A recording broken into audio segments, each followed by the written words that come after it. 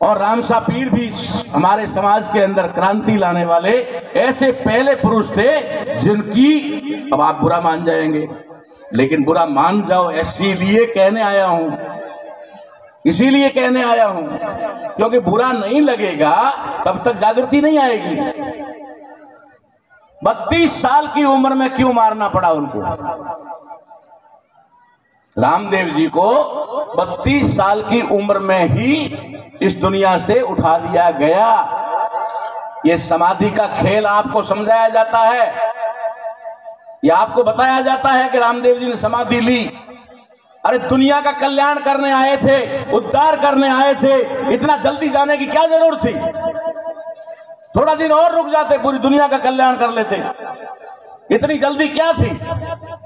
लेकिन जल्दी उन लोगों को थी जिनकी व्यवस्था पर वो चोट कर रहे थे, जिनकी व्यवस्था को बदल कर रहे थे, जिन लोगों के अंदर सोए हुए लोगों में जागरण ला रहे थे, जो समानता की बात कर रहे थे, जो शिक्षा की बात कर रहे थे, जो नशा मुक्ति की बात कर रहे थे, समाज के उद्धार की बात कर रहे थे, वो उनसे बर्दाश्त नहीं हुआ। इसलिए बाबा रामदेव जी की हत्या कर दी गई। जब डालीबाई को पता चलता है कि मेरे भाई को मार दिया है तो वो चश्मदीद गवाह बनती है। इसलिए वहां पर रामदेव जी की जो समाधि खोदी जाती है उसमें डालीबाई को पहले दफन किया जाता है, चश्मदीद गवाह उस समय मारा जाता है। आप कहां जी रहे हो, कहां कर रहे हो, क्या कर रहे हो?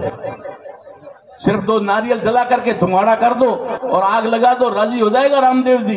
रामदेव जी राजी नहीं होंगे। रामदेव जी का इतिहास और उनकी पीड़ा अगर आप समझेंगे तो आपके अंदर क्रांति आएगी, जोश आएगा। इसलिए साथियों, ये कोई हमारे भक्त नहीं थे, ये बहुत क्रांतिकारी वीर थे। इन क्रांतिकारी वीरों ने समाज में जागरण लाया, हमारे पुरखों ने उनकी वाणी को अपनाया और उस वाणी की वजह से आज हम यहाँ उसी जागरण का मंच लगा करके समाज को जागृत कर रहे हैं। ये उन महापुरुषों की 650 साल पुराना मामला है,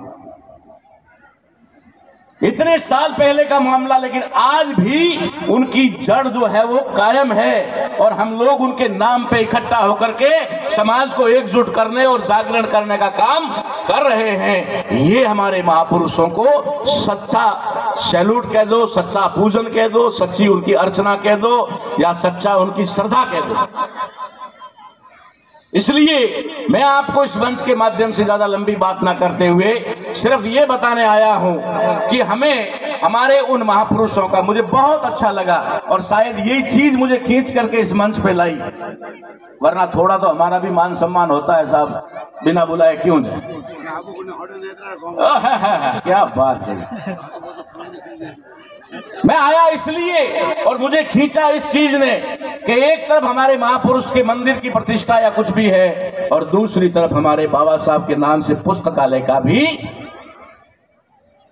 2 काम है। इसका मतलब है आप लोगों में कुछ तो है, युवाओं के अंदर कुछ तो जानकारी आई है, चाहे कहीं से भी आई हो, लेकिन इतनी तो आई है कि आपने 600 साल का कनेक्शन कर दिया।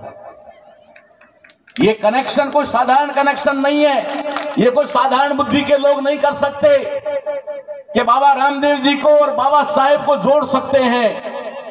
उनके जमाने में एजुकेशन नहीं थी, इसलिए वो वाणी से लड़ते थे। बाबा साहब अम्बेडकर को एजुकेशन लेने का अधिकार मिला और उन्होंने आप लोगों के लिए, सबके लिए एजुकेशन यानी शिक्षा के दरवाजे खोल दिए। आज हमारे बच्चे पढ़ रहे हैं, अच्छी पोस्टों पर जा रहे हैं, हम सभी लोग मिलजुल कर रहे हैं। इस देश में समानता हुई तो नहीं है मगर कायम होने के लिए प्रयास जारी है। हुई तो नहीं है अभी, लेकिन होगी, ये उम्मीद हम करते हैं कि जिस तरीके का जागरण हमारी बहनों में आ रहा है, माताओं में आ रहा है, युवाओं में आ रहा है और बुजुर्ग लोग भी इसका अच्छा समर्थन कर रहे हैं, इससे हमें